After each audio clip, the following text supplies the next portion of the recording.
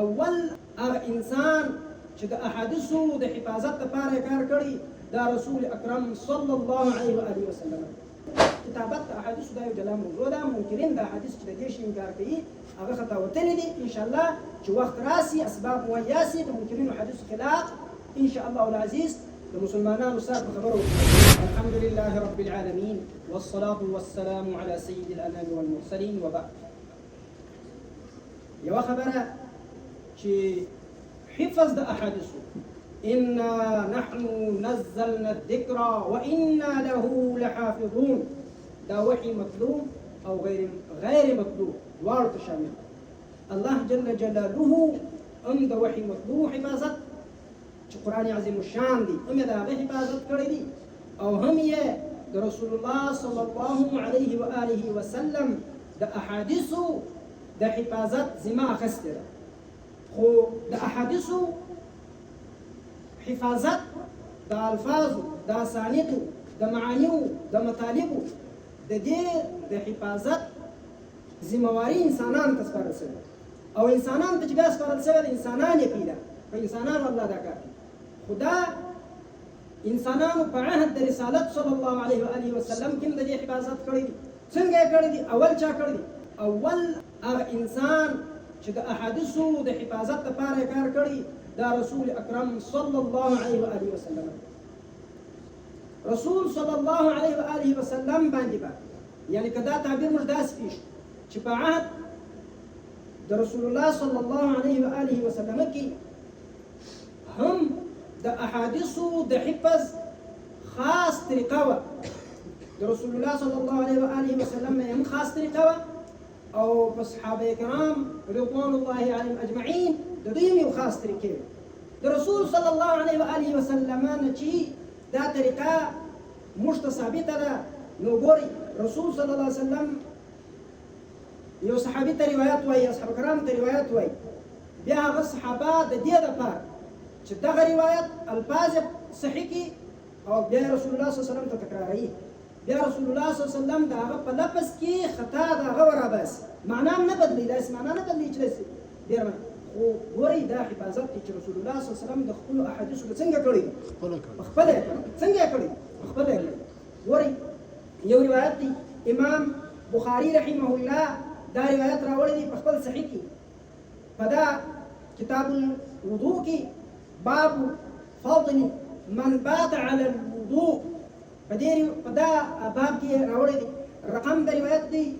240. دې روایت ته یو غوړي بیا په دې کې بیا دا اجازه ده ته کوم چې څنګه کېږي روایت دا دی. یو ور خدای وایي چې دا روایت تقریبا یو نیمه د اصول کتابونو اخستي شپږ ځای فقط امام بخاری راخستي څو ځای چې زه اوس د دې ګرده دغه ته ځم ګرده مواضیع تاسو ته وایم نا وخت کېږي او وخت کم دی او امام مسلم رحمه الله راخستي دي د دې دوه بیا علاوه بیا مسند احمد د حدیثو منابع اسئله تقریبا ټول اخستي روایت دا دی د امام بخاری یو سند دا حدثنا محمد بن مقاتل قال أخبرنا عبد الله قال أخبرنا سفيان عن منصور عن سعد بن عبيدة عن البراء بن عازب رضي الله تعالى عنه وعنه قال لي النبي صلى الله عليه وسلم مات رسول أكرم صلى الله عليه وسلم إذا أتيت مضجعك فتوضأ وضوءك للصلاة تتكلم ما استن بديجة دي أو دسوك لك المانزة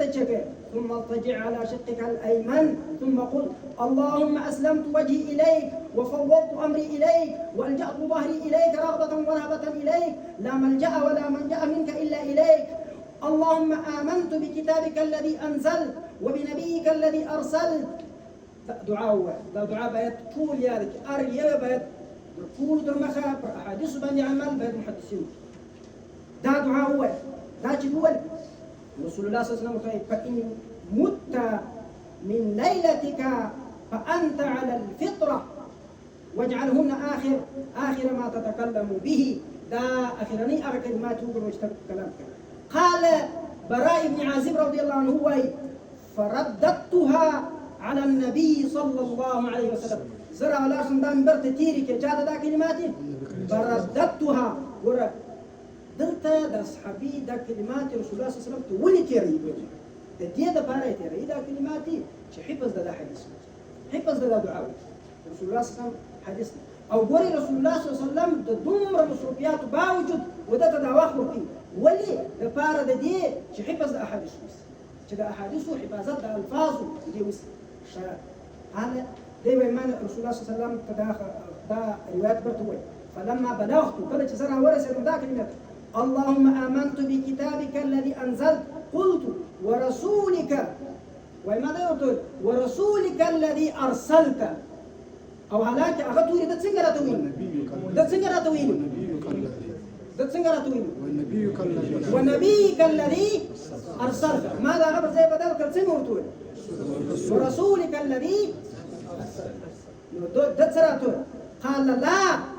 قلنا ورسولك الذي أرسلت النبي قال لا بلكي تسنجري ونبيك الذي أرسلت دا روايات داري فدا وصوا ووتسل يشت رقم باني همدي أو عند غير روايات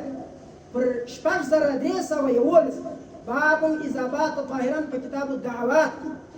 فكتاب الدعوات كشبجن بابي عين دا غير روايات مسدد معتمر سمعت منصور عن سعيد بن عبيدة عن البراء بن عازب لأن باخر قال لا ونبيك الذي أرسلته مو قلت أستذكر هنا ماذا يقول وبرسولك الذي أرسلت ماذا أقول قال لا ونبيك الذي أرسلته دي مو شو رسولك الذي أرسلته بل كتسنق هو ونبيك الذي أرسلته وري دا يو قضية چې رسول صلى الله عليه وآله وسلم فخبل هم دخبلوا الفاظ حفاظته وقت باسي قبل صحابي سيأوري أو صحابي هم ورسول الله صلى الله عليه وآله وسلم دا خپل روایت برته وتتیری نو دا توایز مش په دغه کې چې مذاکره وسره کوي دویم واره وتتیری او شیخ ته تلمیذ خپل روایت دویم ورته او دویم دا ګوري دی صحابي او د رسول الله صلی الله علیه وسلم طریقه دویم امام ابو هريره رضی الله عنه وای ما شپه تقسیم کړي و درې ځای په مسند د ابي يعلى الموصلي کې دا روایت دی وای ما شپه تقسیم کړي و درې ځای بل په مسند د دارمي کې یا سنن د دارمي یا مسند د دارمي وتوي په مسند د دارمي یا سنن د دارمي کې دا روایت دی په اول جلد 4 صفحه کې اني لأجزئ الليل 3 أجزاء زش فضل توزع يكون دريزة فثلث أنام يو ثلث مش باك تجنكو ديجا وثلث أقوم وثلث أتذكر أحاديث رسول الله صلى الله عليه وسلم يودر يما دشبيت يترك ومجد رسول الله صلى الله عليه وسلم أحاديث ياد كما ورا رسول الله صلى الله عليه وآله وسلم أحاديث يدولو دپاره د شپې پر یو ثلث چا استوي حضرت ابو هريره رضی الله عنه استوي د څه دپاره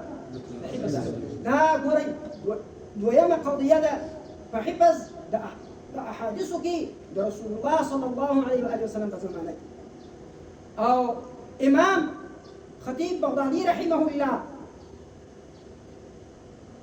يو كتاب لري تقييد العلم او دا خبره علامه ذهبي رحمه الله فسير واعلام النبلاء کی ذکر کی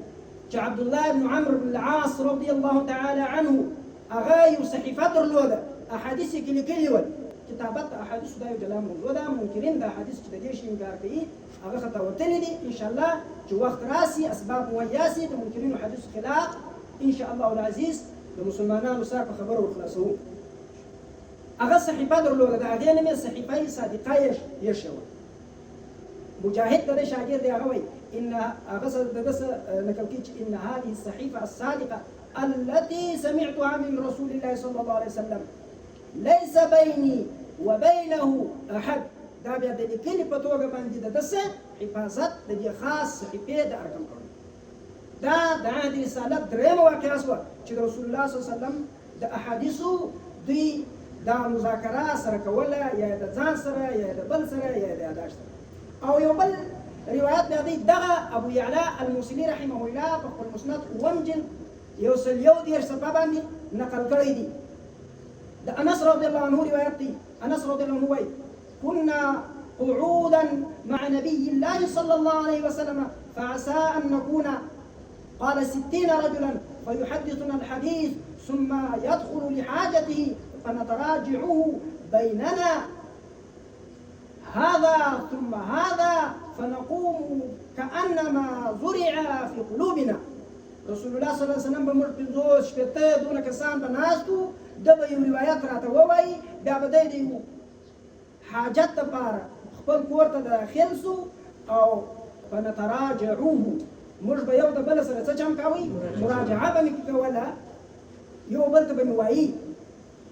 یوار به یې ووایي، بیا به بل ووایي، بیا به بل ووایي، چې موږ به ولاړېدو. فنقوم، نو موږ به څه چم کوئ؟ چې موږ به ولاړېدو كأنما زرع في قلوبنا، گویا چې دا وکرلی سو زموږ په زړو کې د حکم بلیا. ګوره دا په عهد د نبوت کې د صحابو یا د رسول الله صلی الله علیه وسلم خپله دغه طریقه وه چې رسول الله صلی الله علیه وسلم خپله دوی ته یو روایت ووایي، بیا به یې په دې څه پکوي؟ سره تکراروي. دا حفظ د احادیثو د هغه وخت سره روان دی. نو که یو لفظ، دوه لفظه، درې لفظه دا غلط کېږي، ناقد امام هغه څوک چې اراده دې ته لري چې د رسول الله صلی الله علیه و آله وسلم د احادیثو دفاع وکړي، هغه به نشاندهي کوي چې پر دا ځای باندې دا کمزوري راغله، پر دې ځای باندې لفظ په لفظ بدل شو، معنا څونه اړوي څونه یې نه اړوي. دا لږ څه هغه تاریخ و چې په عهد رسالت صلی الله علیه و آله وسلم کې حفظ د احادیثو لږ نمونې وې. د دې بیخي ډېرې نور هم امثله شته، خو نن بس په دغونه باندې اکتفا کوو. سبحان ربک رب العزة